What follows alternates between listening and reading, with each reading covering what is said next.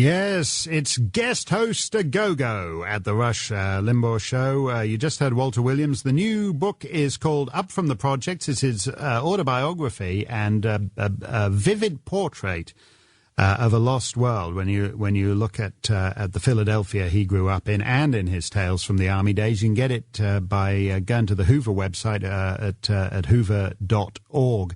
Walter's great point is that, which is the most basic conservative lesson of all, is that if you reward bad behavior, you get more of it. And that's what government does. It subsidizes bad behavior, and that's why we end up with more of it. And there's somebody wrote to me, I think 2 or 3 years ago, just before the whole Lehman Brothers meltdown started, and said, oh, why bother about that? We're rich enough to afford to be stupid. And that's how the Western world thought up to the fall of 2008, that we were rich enough to afford to be stupid. We could just throw money at these problems, in a sense, just for flattering ourselves and for bumping up our moral vanity. And that's what we did. And there were huge, terrible human consequences to the stupid things we did.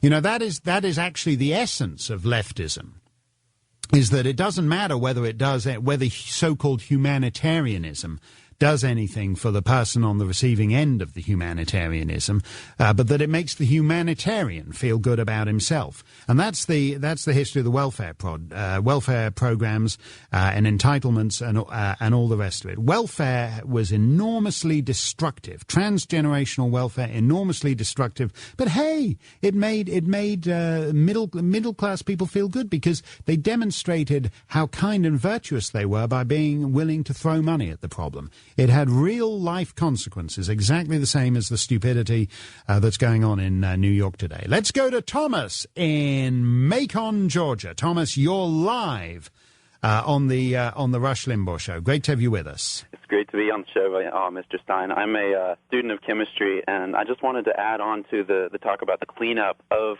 the mercury from the curly fry light bulbs. Okay. That in the cleanup of it, during some mercury spills that I've seen, some of the cleanup is, in addition to wearing the gloves and some of the other safety equipment, right, you have to dust the area. The area is also dusted with sulfur dust, which causes the mercury to stick together. It sort of causes it to stick together because it's still a liquid, and so then it is scraped into a container, a glass container, where then it can be put into a secure storage facility where it can be processed by proper chemical companies that have the proper facilities. Now, when you say, you use this phrase sulfur dust. Sulfur. So, what's it called? It is sulfur. Sulfur. Okay. It's sulfur dust. Right. Sulfur dust has just been powderized. And it's Okay. Right. Now, is there any chance? That's presumably why I think that the Maine Department of Environmental Protection said you then have to, after you've done all the business with the gloves and the playing cards and the mason jar, you've got to go around with strips of duct tape, just picking up presumably the particles of sulfur dust. Is that right then? In the kit, now, I think the duct tape that they're talking about is to actually pick up the bits of the mercury. Oh, right. I'm not exactly sure if these kits that they're talking about issuing actually have sulfur in them. But one of the other things, too, is that you have to be careful when you're cleaning up the mercury that you're not wearing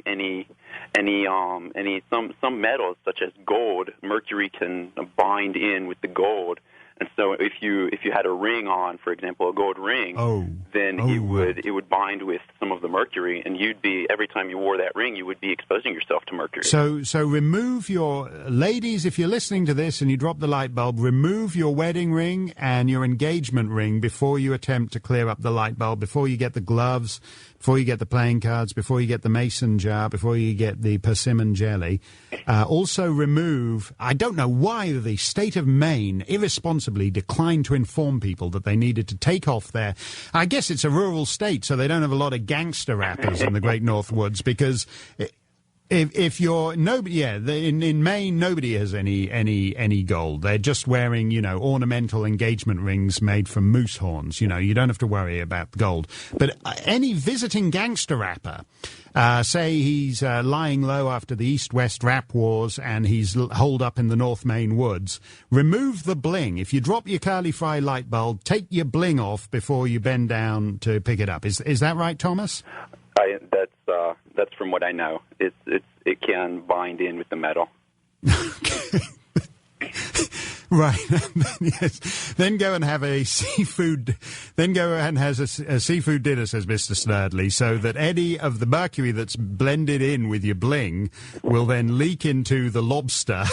And some giant mercury poison toxic lobster will be rampaging down the Maine coast. Thank you, Thomas, for that. So the state of Maine is wrong. It's not a simple 14-point disposal procedure for removing if you break the curly fry light bulb. It is, in fact, up to, what are we now? Up to 16 or 17 points now. Take off your wedding band. And remove all your... I'm so glad... I'm relieved Sammy Davis Jr. didn't live to see this, because this would have been a disaster. This would have been a disaster for him if he had... In fact, I wouldn't mind if they went back and investigated it, that he probably died from premature poisoning from a prototype of this curly fry light bulb. Gold fillings. Yeah. What about gold fillings? That's true. Maybe you should remove those. Maybe before attempting to remove the light bulb, you should just find a dent. I would go outside, because they say you've got to go outside for 15 minutes and wait until it's safe to re-enter after you've opened the windows. So I would, if you've got gold fillings in your teeth, I would, while you're outside, tie a piece of string to the garage door, and the other end to your tooth, and then walk down to the end of the driveway, pop up the automatic garage door opener, and let it yank your gold tooth out. And then, and only then, when you've removed all the gold teeth from your mouth, will it be safe for you to re-enter the house and attempt to dispose of the curly fry light bulb. This is America in the 21st century. This is what we did to the great iconic invention of Thomas Edison. I forget who it was who said that the most important invention of the 19th century was the idea of invention. But they were right. They were right. Everything, if you compare the first half century of the 20th century to the second half, it takes longer to fly transatlantic. It takes longer to fly from New York to London now than it did in 1960. We went in the first half century of air travel, we went from Wilbur and Orville, right, to biplanes, to transatlantic jetliners in the first half century, and now the whole process has seized up. We are living through the sclerosis of America. We don't invent things, we regulate the life out of stuff we have already invented. Unless we re-liberate American potential, unless we stop making it difficult for people actually to develop new products and get them to market, we will become a nation of regulators. Every single activity that you can think of is now regulated. And we have huge regulatory agencies wandering into hardware stores and fining people because they're offering free coffee to their customers. We have become a nation of regulators instead of a nation that actually rewards innovation. Let's go to Dan in Cookeville, Tennessee. Dan, you're live on the Rush Limbaugh Show. Great to have you with us. Thanks for having Dr. Williams on. I always enjoy him. I would have called you yesterday if I could have gotten to a phone, but on Tuesday I watched a thing on C-SPAN about James Oberstar, who's our chairman of the Transportation Committee and all that. And it was just a marathon love fest for Oberstar, how he'd seemed to have fixed everything in the world.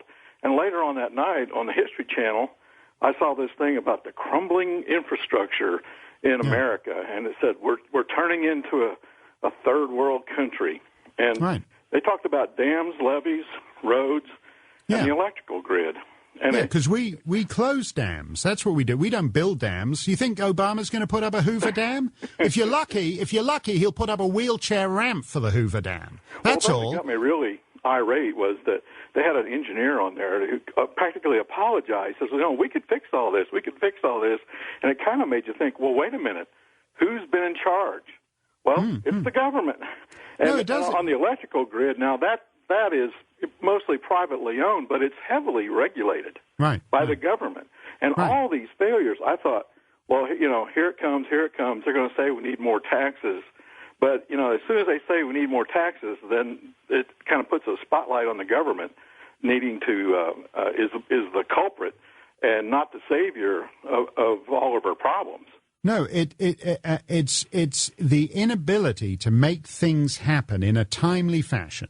I don't think you can get the Caledonian record of Vermont's Northeast Kingdom and northern New Hampshire in Cookeville, Tennessee, but Dan, but if you could, you would see that Vermont's chief stimulator, Vermont's stimulus czar, has explained that there was no new infrastructure building done by the stimulus. The stimulus was a complete failure in Vermont as everywhere else because nothing is shovel-ready in the United States. Shovel-ready, as Obama's admitted, is just a phrase. It has no meaning in reality because America is no longer shovel-ready. That's the infrastructure problem in the United States.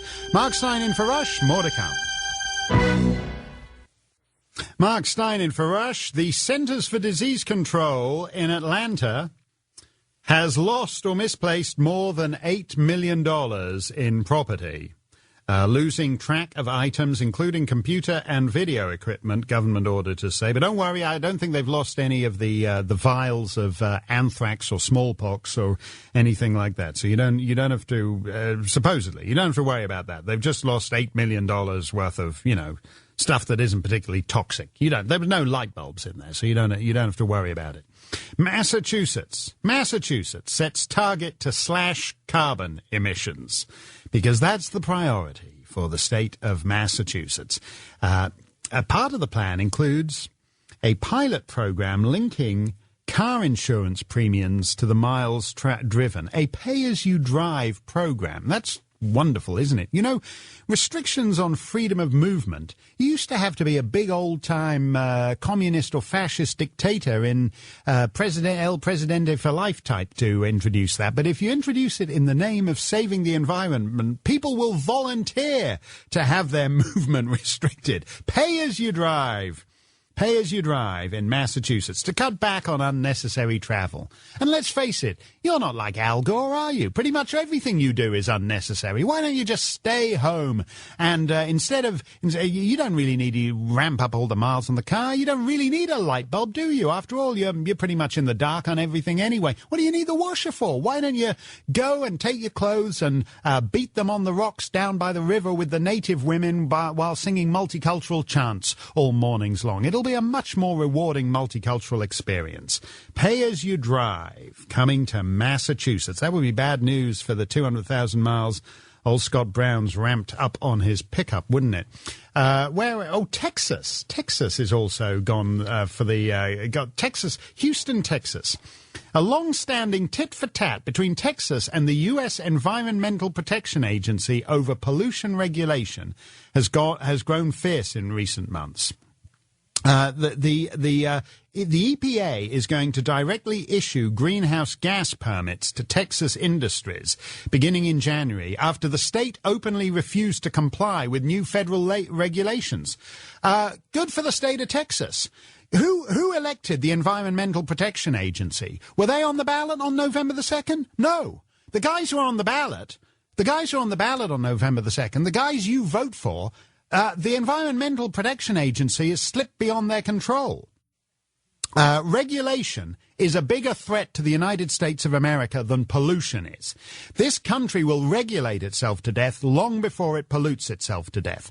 And the message for 2011 is that you need to make the Tea Party message, you need to make the people's message heard, not just by your legislators, but by these insulated regulators living in a world of their own.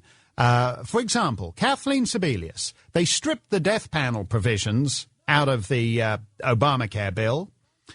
They stripped them out of the Obamacare bill, but Kathleen Sebelius put them back in there anyway, because the bureaucracy can do that. In the end, it doesn't matter what the legislators legislate, because the bureaucracy and the regulators will just regulate it into being anyway. This is the critical issue facing the United States in the years to come.